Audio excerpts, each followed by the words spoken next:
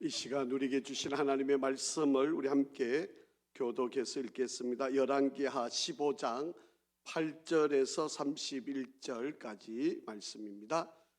열왕기하 15장 8절에서 31절, 우리 교독해서 읽을 말씀은 8절부터 22절까지 말씀을 한 절씩 교독해서 읽겠습니다. 유다왕 아하사랴의 제38년에 여로보암의 아들 스가랴가 사마리아에서 6달 동안 이스라엘을 다스리며 그의 조상들의 행위대로 여호와 보시기에 악을 행하여 이스라엘로 범죄하게 한 느밧의 아들 여로보암의 죄에서 떠나지 아니한지라. 야베스의 아들 살룸이 그를 반역하여 백성 앞에서 쳐 죽이고 대신하여 왕이 되니라. 스가랴의 남은 사적은 이스라엘 왕 역대 지략에 기록되니라. 여호와께서 예후에게 말씀하여 이르시기를 내 자손이 4대 동안 이스라엘 왕 위에 있으리라 하신 그 말씀대로 과연 그렇게 되니라. 유다 왕 우시야 제39년에 야베스의 아들 살룸이 스마리아에서 왕이 되어 한 달 동안 다스리니라. 가디의 아들 므나헴이 다르사에서부터 사마리아로 올라가서 야베스의 아들 살룸을 거기에서 쳐 죽이고 대신하여 왕이 되니라.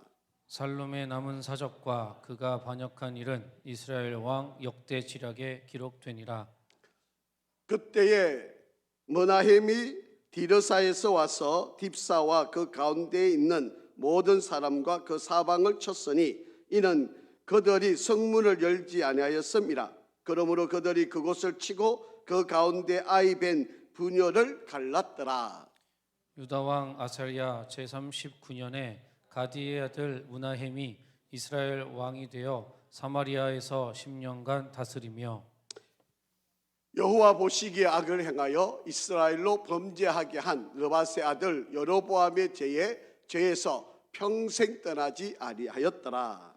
아스루 왕 불이 와서 그 땅을 치려하매 므나헴이 은천 달란트를 불에게 주어서 그로 자기를 도와주게 함으로 자기를 자기 손에 굳게 세우고자 하여 그 은을 이스라엘 모든 큰 부자에게서 강탈하여 각 사람에게 은 50세겔씩 내게 하여 아수르 왕에게 주었더니 이 아수르 왕이 되돌아가 그 땅에 머물지 아니하였더라. 므나헴의 남은 사적과 그가 행한 모든 일은 이스라엘 왕 역대 지략에 기록되지 아니하였느냐. 같이 읽겠습니다. 므나헴이 그의 조상들과 함께 자고 그의 아들 버가히야가 대신하여 왕이 되니라. 아멘. 할렐루야. 우리 한번 인사하시겠습니다. 우리 앞뒤 좌우로 한번 축복합니다. 하나님은 항상 선하십니다. 한 번 더 인사하겠습니다. 하나님은 항상 옳으십니다.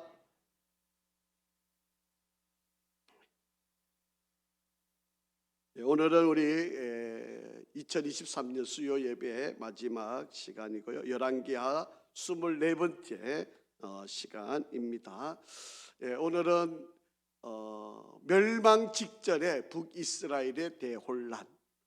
오늘은 북이스라엘의 19째 왕까지 있는데요. 14, 15, 16, 17 오늘 18번째까지 마지막 왕을 남겨놓은 14번째부터 5왕, 불과 그들이 다스리는 기간이 그렇게 길지 않은 그런 기간들에 계속해서 쿠데타가 일어나는 바로 그러한 북이스라엘의 대혼란 시기.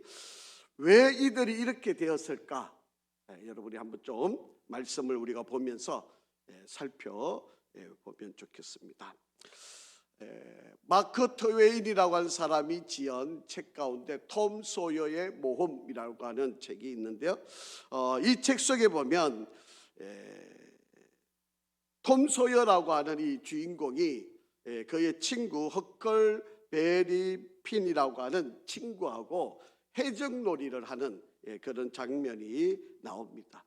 이 해적놀이를 하다가 선착가에 이 배가 있었는데 그 보트를 타고 놀이를 하다가 이 좀 자기가 사는 마을에서 좀 떨어진 곳에 모래톱이라고 하는 모래로 이렇게 쌓여져 있는 무인도 같은 그런 곳에 이 배를 타고 가서 거기서 이렇게 장난삼아 놀고 있게 되었습니다. 그런데 그곳에 있다 보니까 놀이가 재밌어서 몇 날 며칠을 그곳에 머물게 된 바로 그런 사건이 일어납니다.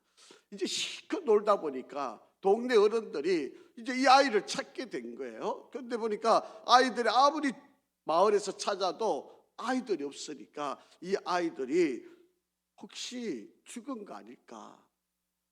바다에 빠져 죽은 건 아닐까? 이제 이런 생각이 들게 된 거죠. 그래서 마을 사람들이 모여가지고 대포를 이 바닥 쪽으로 해서 계속 대포를 쏘게 됩니다.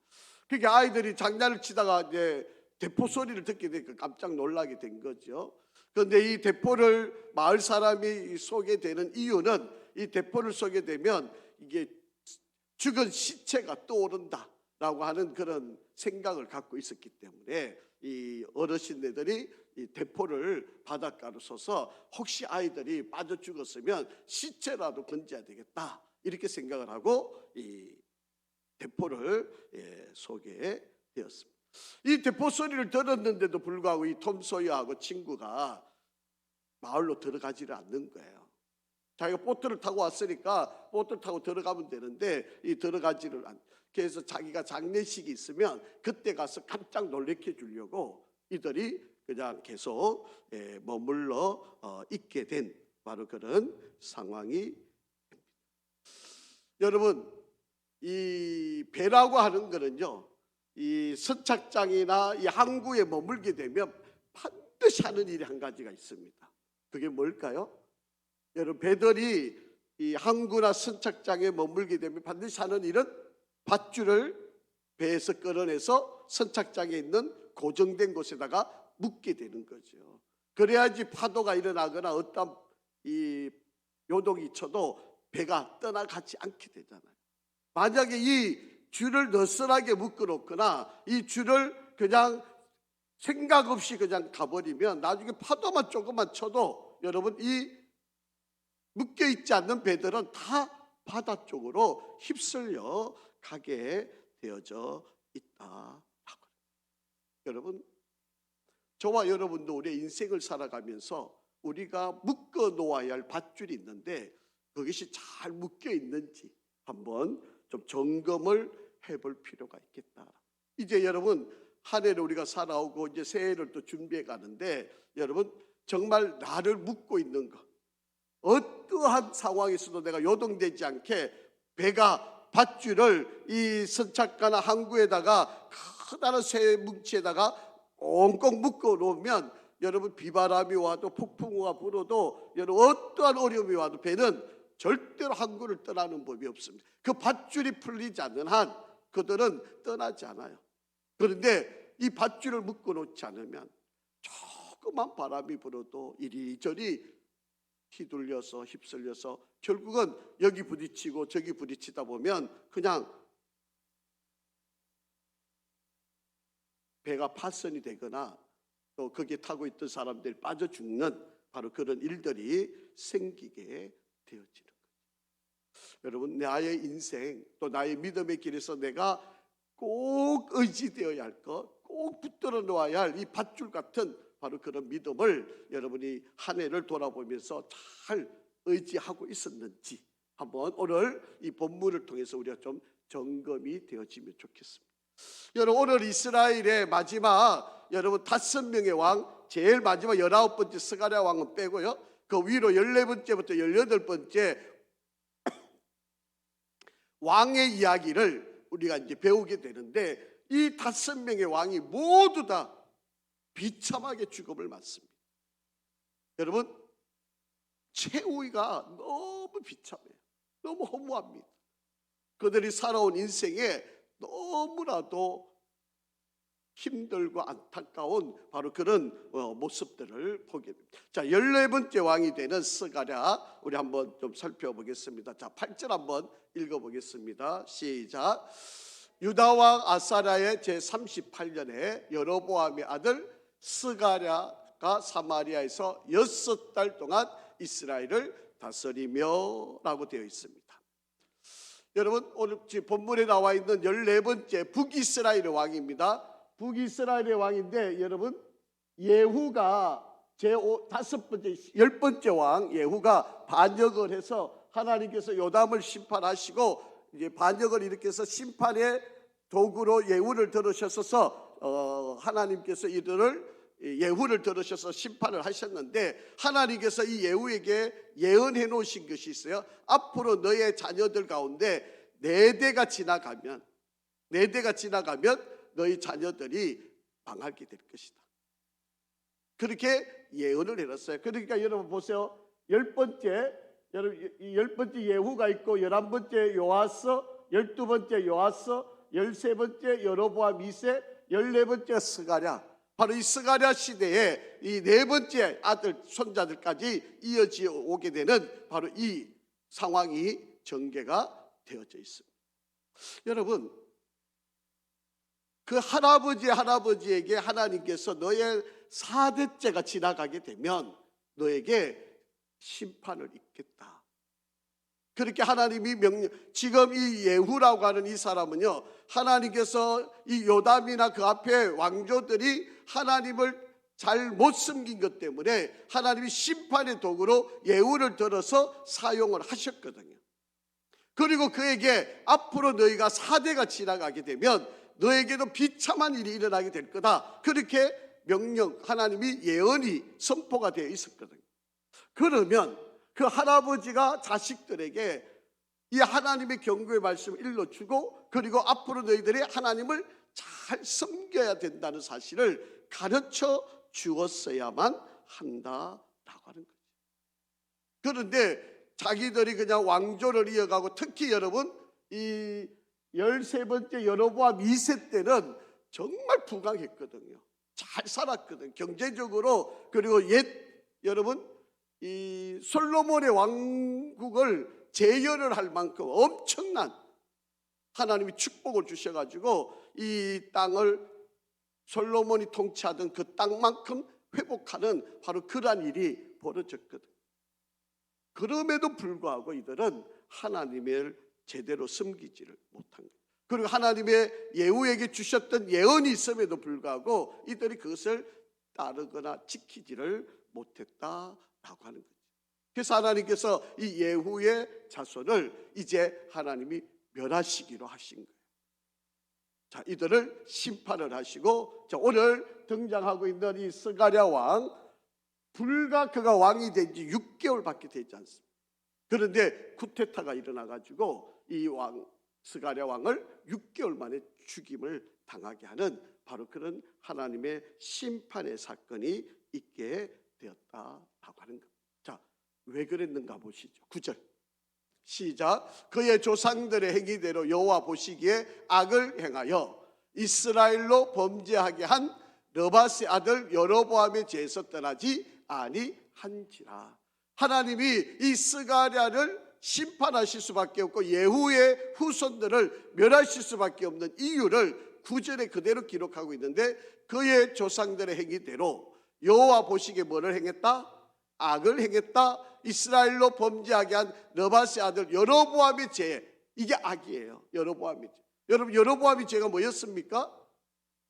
예루살렘에 가서 예배를 드리게 하려고 하는 성도들을 못 가게 하고, 이 북쪽에는 다, 남쪽에는 베델, 이 세겜 땅, 그리고 그 땅에다가 금송아지를 만들어 놓고, 이 송아지가 우리를 구원한 신이다.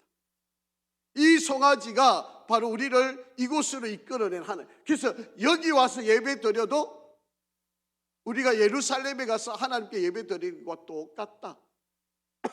이것을 만들었던 사람이 여로보암이잖아요.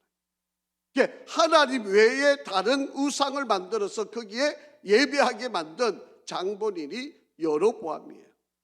이게 그래서 여로보암의 죄를 하나님이 절대로 용납을 하실 수가 없는 거예요. 그래서 이 여로보암의 죄를 따라가는 자들은 하나님 심판을 하고, 다윗을 따라가는 사람들은 축복을 했다는 거예요. 역사의 구별은 간단합니다. 다윗의 길을 걸어갈 거냐, 여로보암의 길을 걸어갈 거냐, 이 두 갈래 길이에요. 여러분, 우리가 하나님을 믿는 것도 어려운 거 아닙니다. 하나님을 제대로 섬기느냐, 하나님을 제대로 섬기지 않느냐, 우상처럼 섬기느냐, 그냥 간단해요. 구별이 뭐 그렇게 어려운 거 아닙니다. 이 스가랴라고 하는 사람, 예후의 아들 여로보암이 2세가 그렇게 축복을 받았으면 그것을 잘 누렸으면 좋은데, 뭐 예후도 마찬가지고 그의 할아버지, 아버지, 뭐 이 스가랴까지 내려올 때까지도 이들은 여로보암의 죄에서 떠나지 않았다. 우상 숭배하는 일에 전심전력을 다했던 사람. 그래서 하나님이 야베스의 아들 살룸이라고 하는 사람을 들어 세우시고 반역을 하게 하시고 백성들 앞에서 쳐 죽이고 살룸이 왕이 된 거예요. 이게 쿠데타가 일어났다는 거죠. 여러분, 몰래 왕을 죽여도 되잖아요.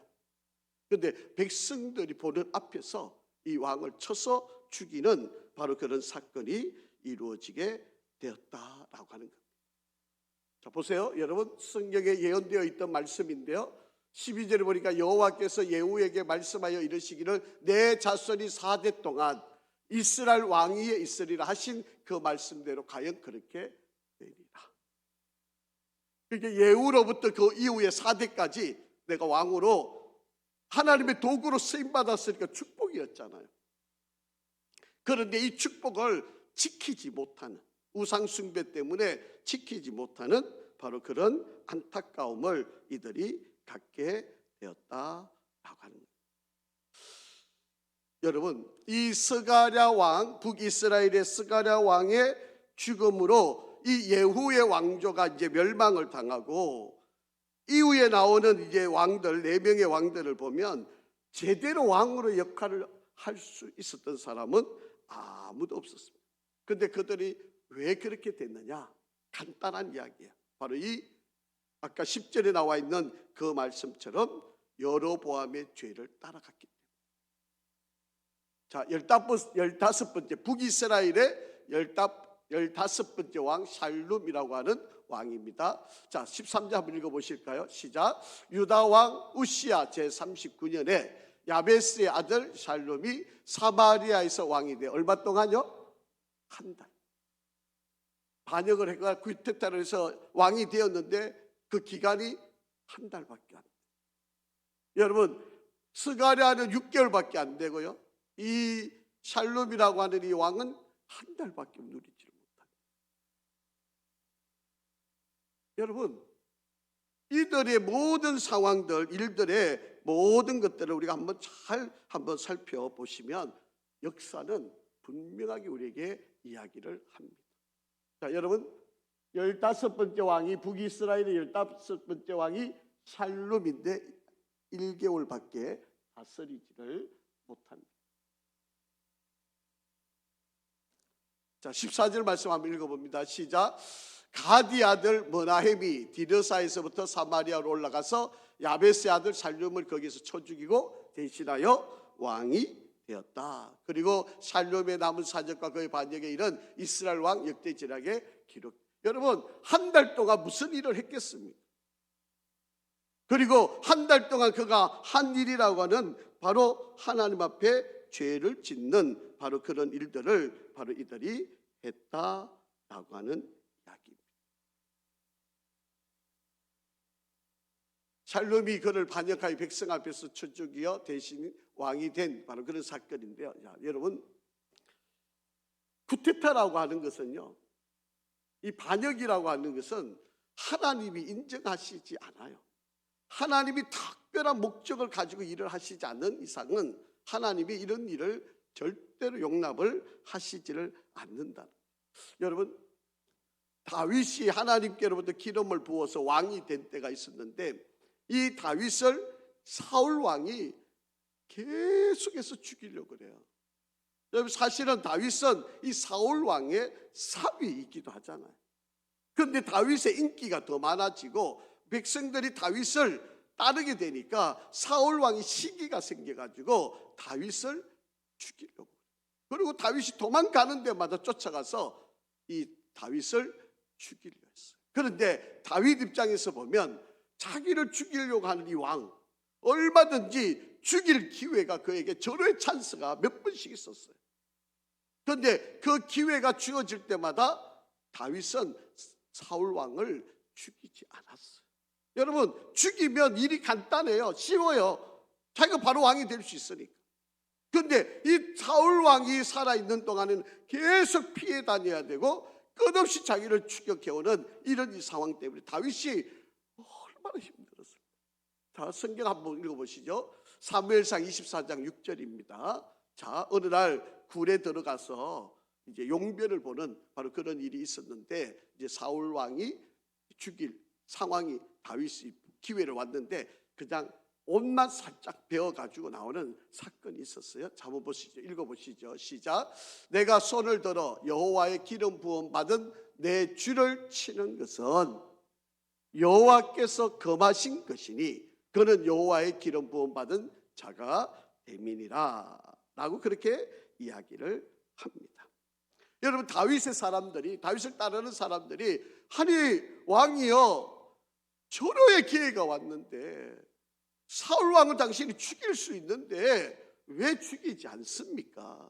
죽였으면 우리가 이렇게 도망 다니지 않아도 되는 거 아닙니까? 우리가 예루살렘에 들어가면 백성들이 저렇게 우리를 환호하는데 그냥 왕으로 등극할 수 있으신데 왜 사울을 죽일 수 있는 절호의 기회가 왔는데 왜 놓쳤습니까? 이렇게 두 아들이 막 따지니까 이제 다윗의 대답이 이런 말입니다. 내가 손을 들어서 여호와의 기름 부음 받은 내 주를 치는 것은 여호와께서 금하신 것이다.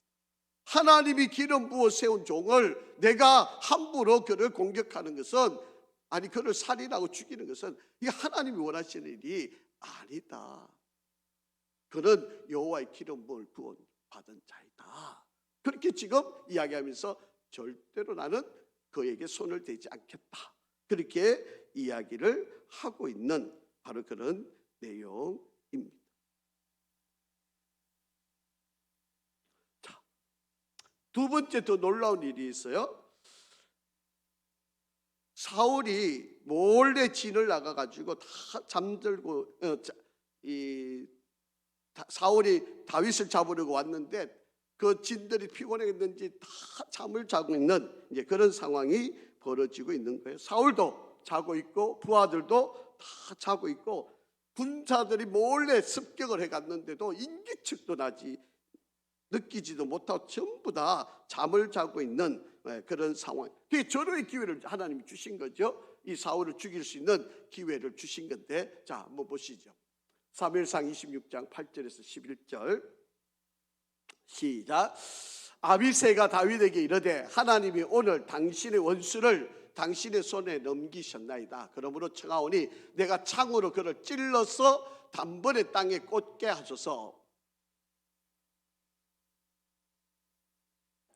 내가 그를 두 번 찌를 것이 없으리다 하니 다윗이 아비새에게 이르되 죽이지 말라.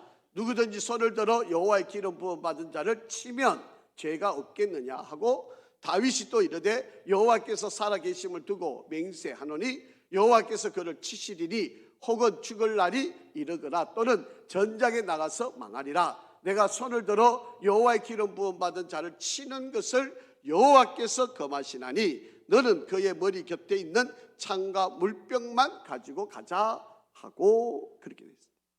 여러분, 잠에 권하여 자고 있는 이 사울을 절호에 죽일 수 있는, 인기척도 느끼지 못하는 바로 이 사울을 죽일 수 있는 기회가 왔는데 다윗은 또 그냥 창과 물병만 가지고 가자 그렇게 하고 돌아서는 바로 그런 모습. 여러분, 이 사람만 없으면 내가 편해요. 이 사람만 없으면 자기가 왕이 되는 겁니다. 이 사람만 없으면 내가 쫓겨다니지 않아도 돼요. 여러분 다 알고 있는 것이피 사울 때문에 다윗은 망명도 가잖아요. 또 망명도 그냥 망명 가는 겁니까? 미친 척해요. 자기가 살려고 침을 질질 흘리면서 미친 척까지 합니다. 그리고 이 블레셋 땅에 망명을 갔는데 블레셋 왕이 이스라엘이 공격해 오니까 다윗을 제일 앞장 세워가지고 저들과 싸우라고, 자기 동족과 전쟁하라고 그렇게 부추겨서 싸움을 만들게 하는 이런 위기까지 다윗에게 임하는 거예요. 아니 지금 두 번 죽일 수 있는 기회에 한 번이라도 처결만 했으면 얼마든지 편안하게 왕이 되고 뭐 이렇게 도망 다닐 필요도 없고 이렇게 어려움을 당할 필요가 전혀 없는 바로 그런 상황이에요. 그럼에도 불구하고 다윗은 반역을 하지를 않았었다라고 하는 이야기입니다. 여러분 그런데도 불구하고 북이스라엘 보세요. 계속해서 반역이 일어나잖아요. 이게 얼마나 비참한 일이에요. 그런데 이 반역의 원인이 뭐냐? 바로 하나님을 저버리자. 여로보암의 길을 따라간 거예요. 우상 숭배하는 길을 따라간 거예요. 이게 바로 북이스라엘의 왕조에 계속해서 쿠데타가 일어나고 반역이 일어나는 바로 그런 상황이 되어졌다.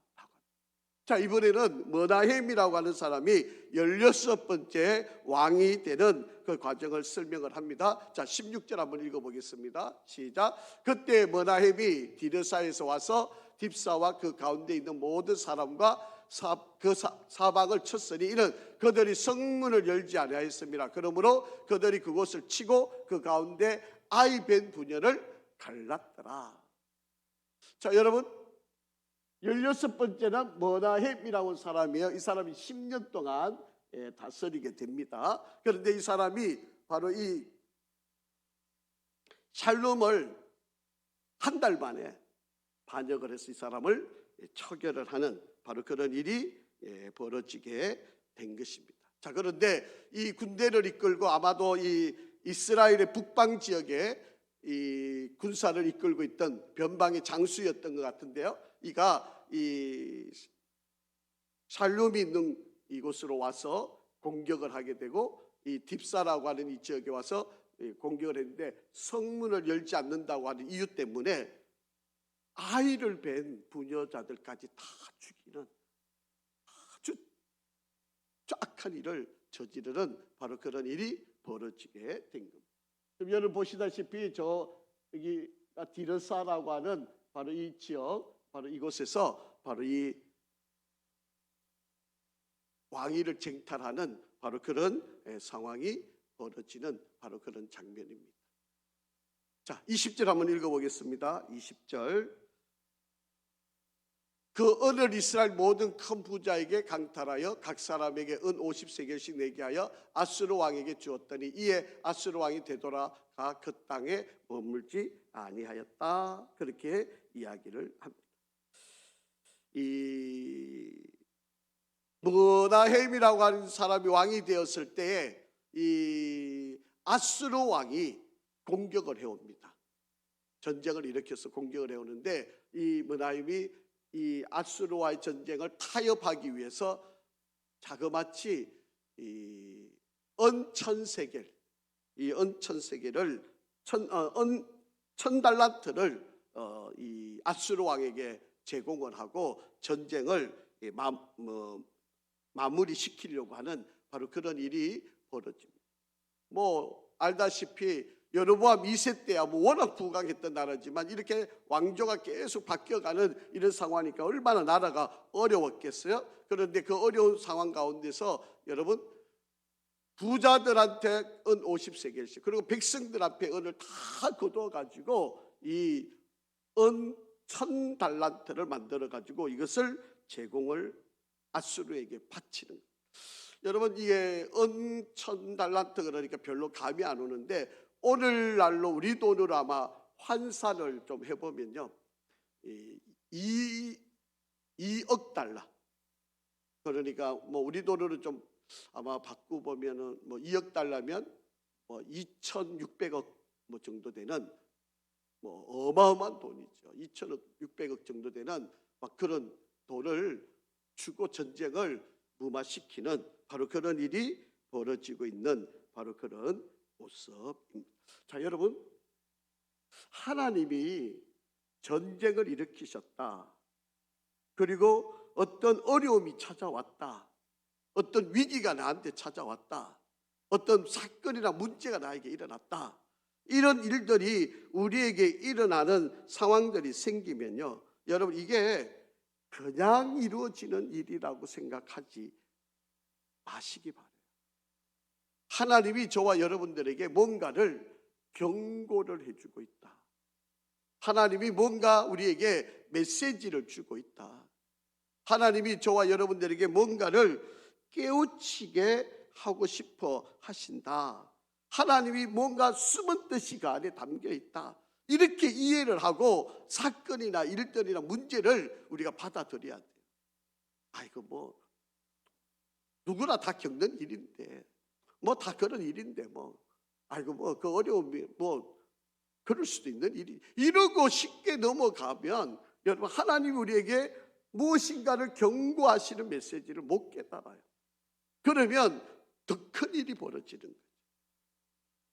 여러분, 어떤 사건이 일어나면요, 이 사건이 일어나기 위해서 그것에 대한 자그마한 사건들이 300개가 일어나고요, 그 300개가 일어나는 것, 또 다른 사건들이, 또 자잘한 사건들을 하나님 계속 경고로 보여주시고, 그 다음에 가서 큰 게 사건이 일어나는 게, 이게 일반적인 사건도 그렇게 일어난다면 하나님도 우리들에게 그렇게 경고하시는 거예요.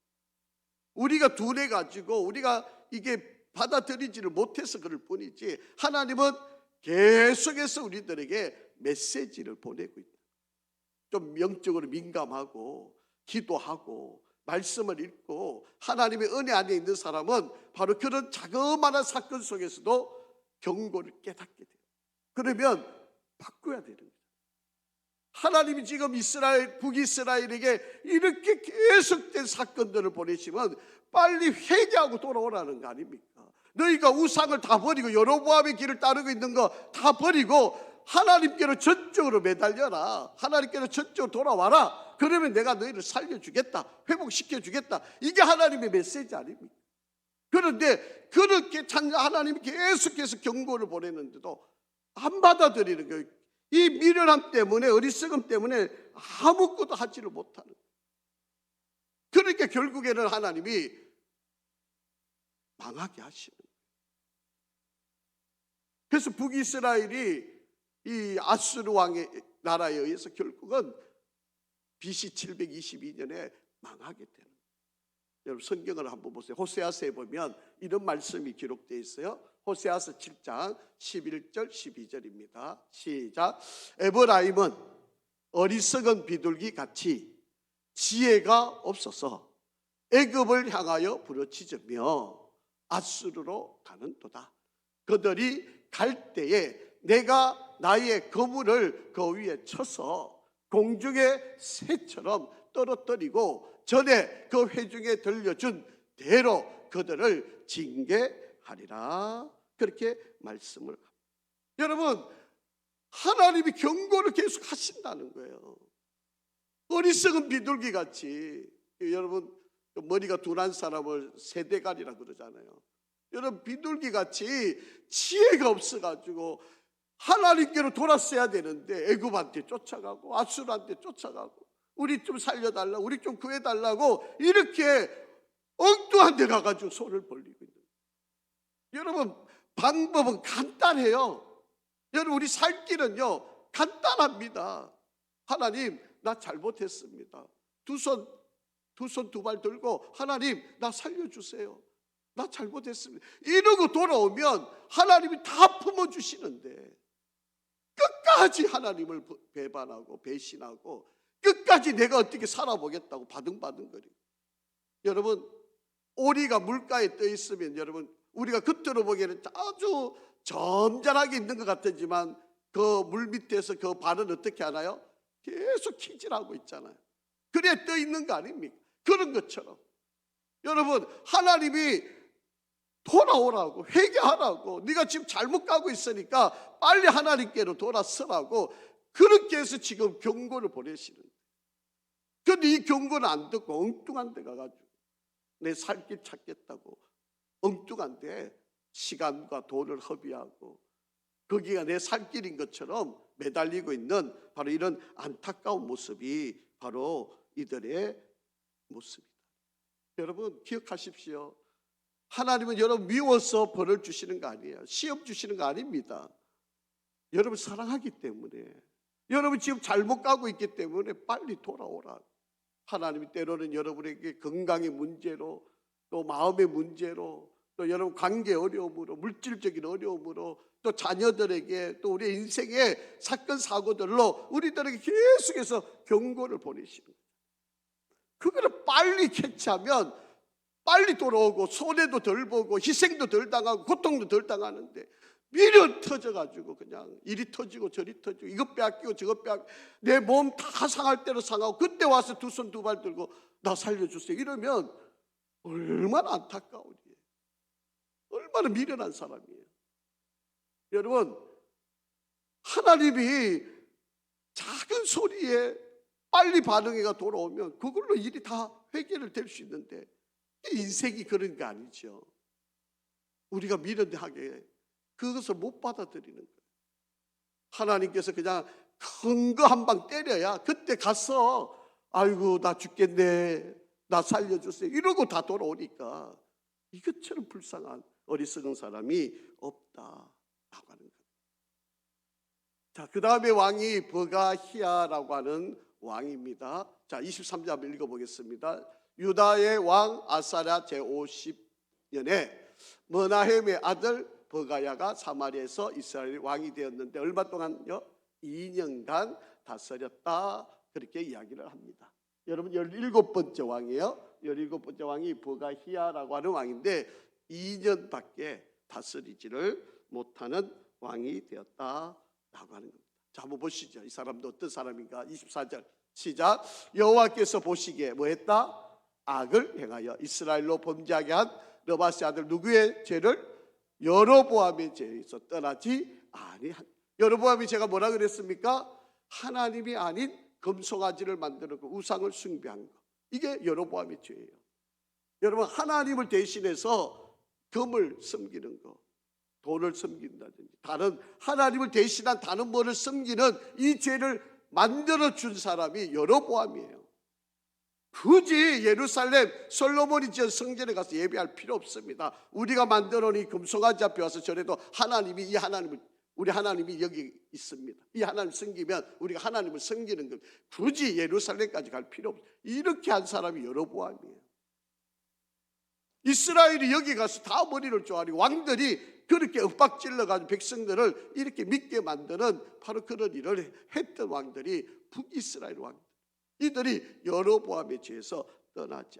여러분, 우리가 끝까지 붙들고 있어야 할 밧줄, 여러분 배가 선착장이나 이 항구에 안전하게 머물 수 있는 것은 밧줄이 튼튼한 곳에 묶여있는 그 밧줄이 끊이지 않아야 되는데, 이들은 그 마지막 밧줄을 끊어서 우상 앞에다가 목을 매달고 있는 거예요.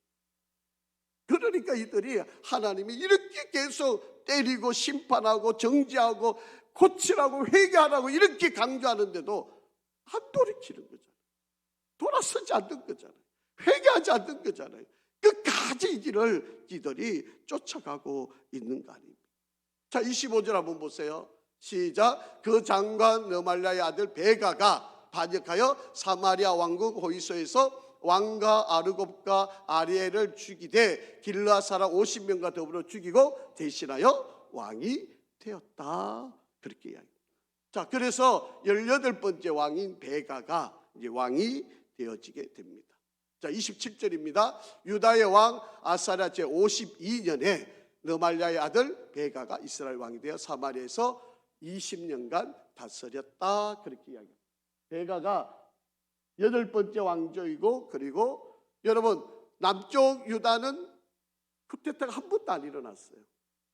그런데 북이스라엘은 벌써 8번째 왕조가 일어났고, 베가라고 하는 마지막 이제 왕이 호세아라고 하는 왕인데, 이제 우리가 좀 다음에 살펴보겠습니다. 자, 이런 상황들이 벌어지게 됩니다. 자, 또 보세요. 이들 또 어떻게 살았는지. 28절 시작. 여호와께서 보시기에 악을 행하여 이스라엘로 범죄하게 한 느바스 아들 누구의 죄? 여로보암의 죄에서 떠나지. 또 말씀을 반복합니다. 여로보암은 어떤 죄를 저질렀다고요? 하나님이 아닌 금송아지를 만들었고, 이게 우리를 구원한 신이고 우리를 축복하는 신 여로보암의 죄. 이게 여로보암이 지은 죄였다. 여러분, 우리가 한 해를 이제 돌이켜 봅니다. 여러분, 2023년 한번 돌이켜 보면서 내가 이 한 해를 살아오는 동안에 정말 우리가 하나님만 바라고 살았는지, 아니면 하나님과 다른 무언가를 같이 의지하면서 살았는지, 아니면 하나님을 저버리고 이것이 나를 지켜줄 것처럼, 이것이 나를 생명을 유지할 것처럼 이것만 바라보고 살아왔는지 한번 우리 점검을 해볼 필요가 있어요. 여러분, 하나님만 의지하고 살아오셨다면 너무 최선을 다하시고 열심히 잘 살아오신 인생길입니다. 여러분, 정말 축복을 드려요. 축하를 드립니다. 그러나 두 가지를 짝하여 살았다면 여러분, 회개하셔야 돼요.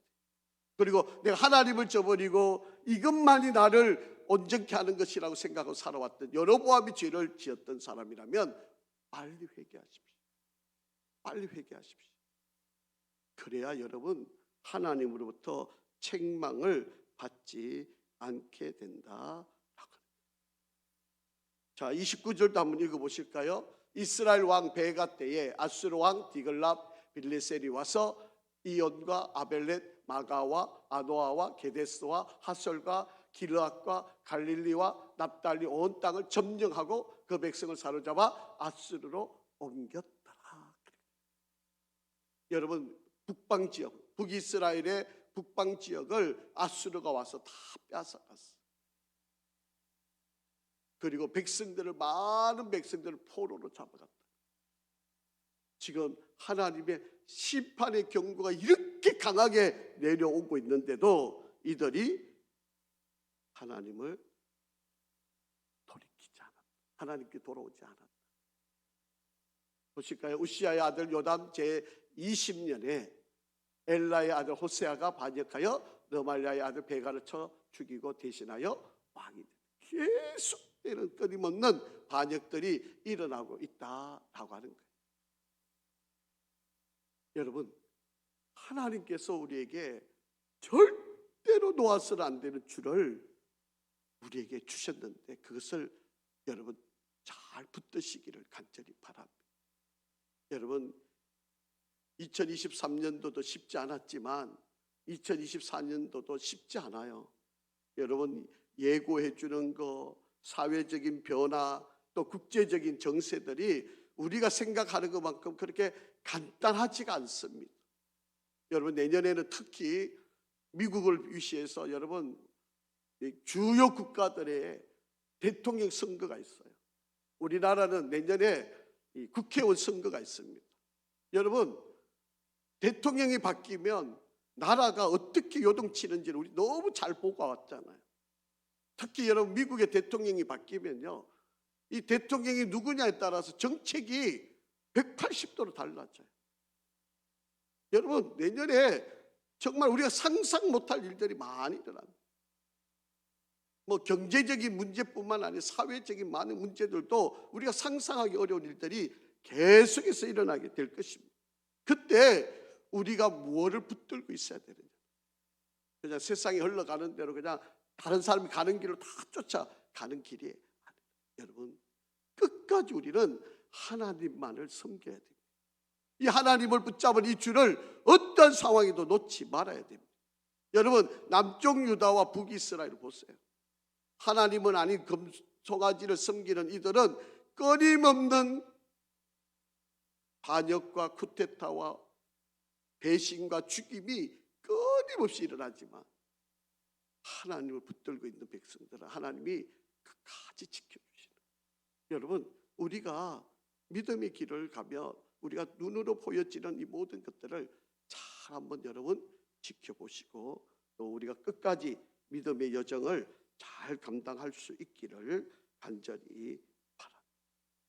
여러분, 북이스라엘의 이제 마지막 극한의 혼란이 지금 아수르라고 하는 강력한 나라가 지금 침공해 왔고, 자기가 다스렸던 땅들을 지금 북쪽 지역을 거의 다 빼앗겨 버렸고, 그리고 백성들은 포로로 잡혀가고, 이러한 하나님의 경고를 주고 있는데도 회개했다, 돌이켰다, 하나님 잘못했습니다, 이런 반응이 나오질 않아.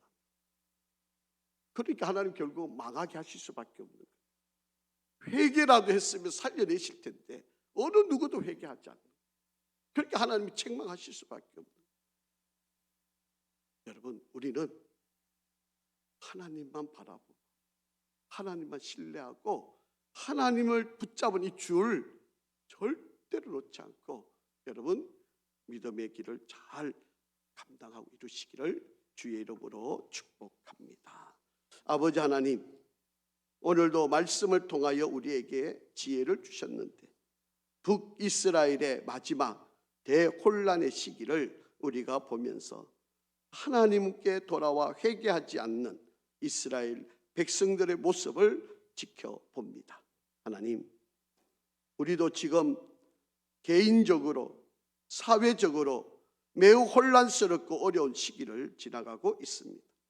우리가 어떻게 살아왔는지 돌아보게 하시고 우리가 절대로 놓을 수 없는 하나님을 믿는 이 믿음과 이 신뢰의 줄을 끝까지 붙들고 이 혼란한 시기를 잘 이겨낼 수 있게 도와주시옵소서.